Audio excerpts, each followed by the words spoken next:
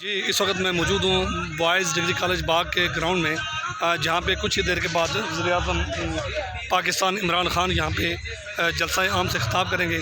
यहाँ पे अगर आप देख सकें तो सामने स्टेज बनाया गया है, बड़े कंटेनर रखे जिसके ऊपर बुलेट प्रूफ जो डाइस है वो रखा गया है, जहाँ से वज़ीर-ए-आज़म ने ख़िताब करना है। इसके साथ ही धारदार तारों से मुकम्मल तौर पे महफूज बनाया गया है इस पूरे इलाके को। और यहाँ पे सिर्फ पाकिस्तान टेलीविज़न के जो लाइव ट्रांसमिशन हैं उनकी सेटिंग हो रही है।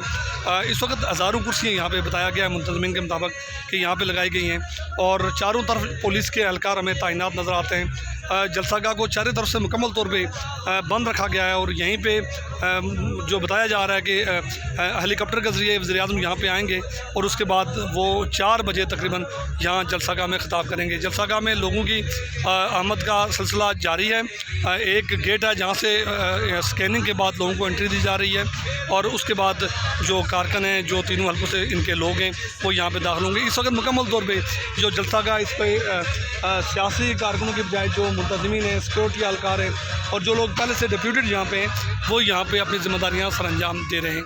और कहा यह जा रहा है कि इस वक्त हज़ारों कुर्सियाँ यहाँ पे लगाई गई हैं, उसकी गिनती भी बाज़ इदारे कर रहे हैं और साथ ही जो स्टेज है, स्टेज को मुकम्मल तौर पे कॉर्डन ऑफ कर दिया गया है और इस तरफ बड़ी तादाद में पुलिस एहलकार यहाँ मौजूद हैं और चारों तरफ पुलिस की नफरी जो है वो तैनात की गई है ताकि सिक्योरिटी को ज़्यादा से ज़्यादा यकीनी बनाया जा सके।